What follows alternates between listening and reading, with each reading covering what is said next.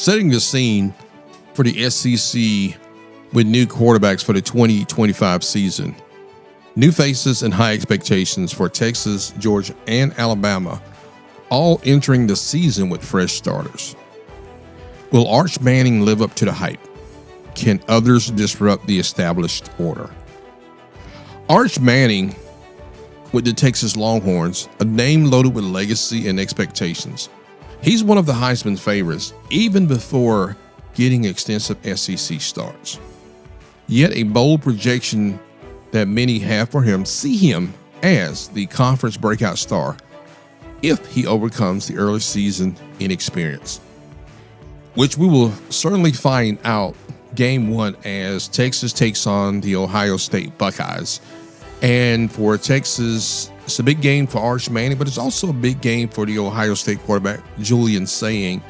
Whereas we did see some on the field play from Arch Manning, we haven't seen from Julian Sayin. So expect for it to be a really good game. And, the team that minimizes mistakes and comes out and plays good defense and wins the trenches, most likely is going to walk away with a win.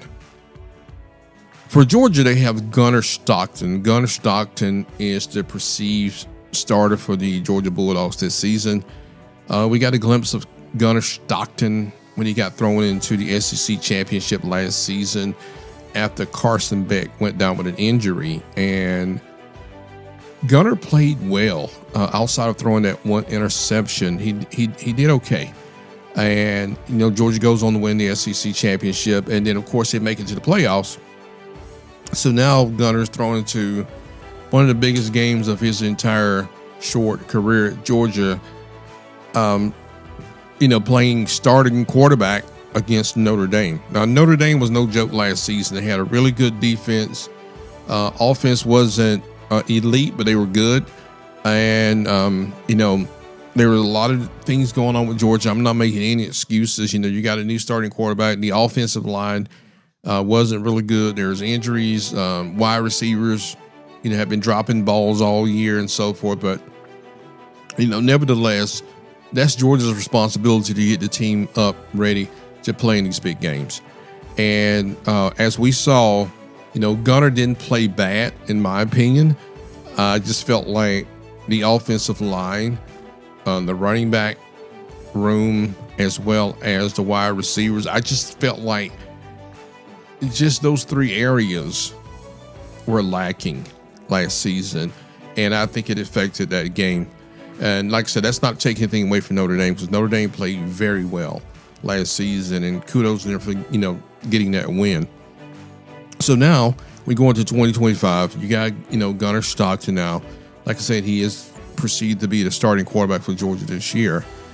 And what happens? What's next, right? So we do know they're in fall camp. We do know that one of the things that, Mike Bobo has been talking about is that, making sure, the basic fundamentals that, Gunnar's got those down pat, and working on some other different things to improve his play at the quarterback position. So let's see if he can carry on the success that Carson Beck had in 2023, because Carson Beck was really good in 2023. And I think for 2024, I think the offense, the wide receivers, offensive line, I should say, the wide receivers let Carson down somewhat. And I also think Carson tried to do too much as well. So I think there was an imbalance of a balance, with one trying to do more than the others could allow to happen. So,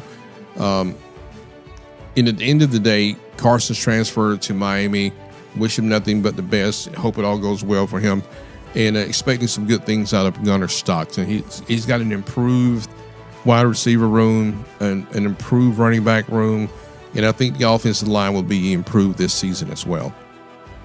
As we look at Alabama, projected starter will possibly be Ty Simpson. We did see Ty play some games last season. Another small sample size, but at least he's been on the field.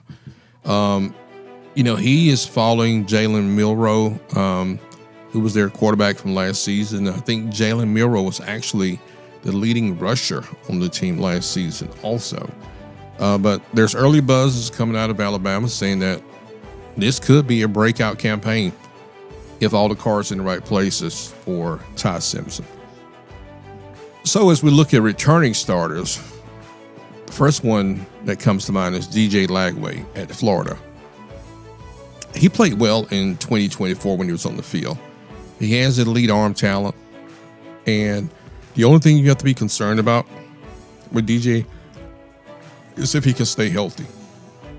He did go down last season with an injury, and he had shoulder surgery in the off season during spring this year, and didn't get a chance to participate in spring camp. And now fall camp, he's doing some things, but I think he's limited because he had a small injury as well. So if he can stay healthy, Florida should have a good season. I'm not projecting they're going to go to the playoffs or anything like that, but I still think they can improve to at least maybe 8-4.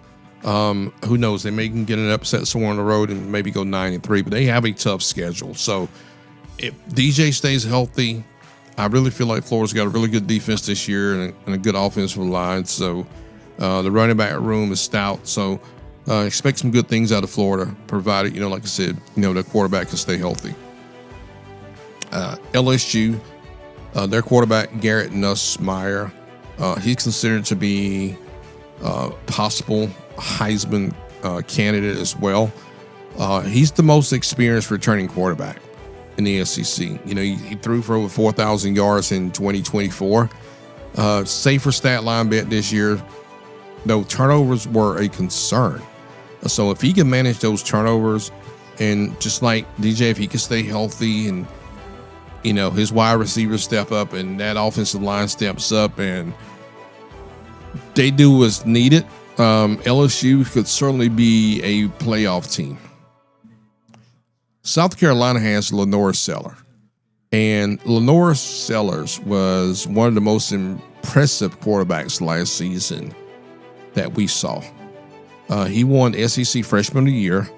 He has that dual threat ability, and he was preseason pick for a first team all SEC. So looking for another good season for Lenore Sellers.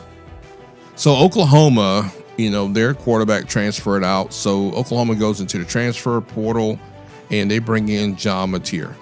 And John Mateer was a candidate, I should say, that a lot of teams actually wanted once he entered the transfer portal.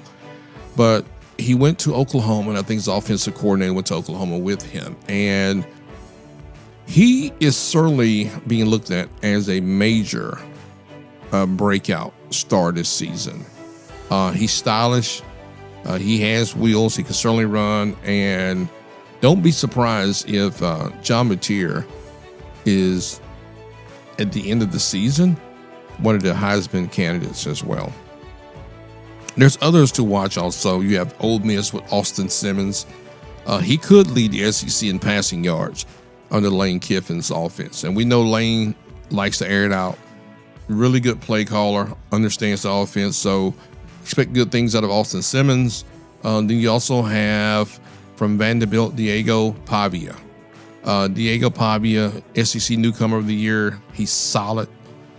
Really good contributor. I think he's put some fire into that Vanderbilt team, and he really feels like the sky's the limit. I heard him on a show recently saying that they expect to get to the playoffs, and they feel like they can play for a national championship. So time will tell. So here's what to watch for, and here's some of my bold predictions, right? So like I said earlier, when you talk about the Heisman watch, I think for the SEC, you have to look at Arch Manning, Garrett Nussmeier, Lenore Sellers, DJ Lagway if he stays healthy, and John Mateer. Those are the ones I would go with currently for the SEC. Now, that could change during the season, but preseason, those are my picks. And then from a team outlook standpoint, I think Texas and Georgia are seen as the top favorites if their quarterbacks click quickly. Meaning that if, Arch Manning comes out, he's everything that everybody says he is, that's going to catapult Arch in the Heisman contention favorite. But it's also going to benefit Texas, right? Because there's polls that have Texas at number one. There's others, when you look at the betting lines, they got Texas, right now favored to win the national championship. So that'll be great for Arch if he can live up to those standards. And then same thing for Georgia, right? If Gunnar Stockton can come in and he can, learn the offense and the plays really quick and come out and not be an elite quarterback, but be a very good game manager, minimize turnovers, know when to get rid of the ball, run with safety in mind at the same sense. Because when you're the starting quarterback, you can't just go out and just put your body on the line. You have to run with the idea in mind that I have to still be safe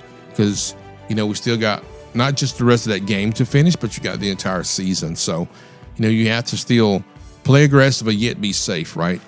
Then also look at the fact that, once again, with Florida, DJ Lagway, to me, Florida's entire season is going to rely on DJ's health and growth, because missing spring camp and only getting a certain part of fall camp, regardless of how good you are, you need that time to gel with your team.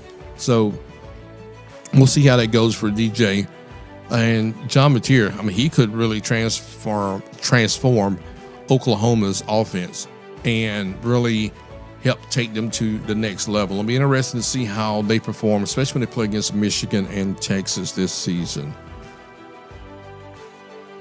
Okay, so in closing, I would say that the SEC quarterback room has never been deeper nor more unpredictable. Which young arm will steal the show? Who will falter under pressure? That's what I'm looking for, right? So let's see how the season goes. Once again, I'm looking forward to it. College football is right around the corner. And thanks for listening, and stay tuned, and we'll talk to you soon.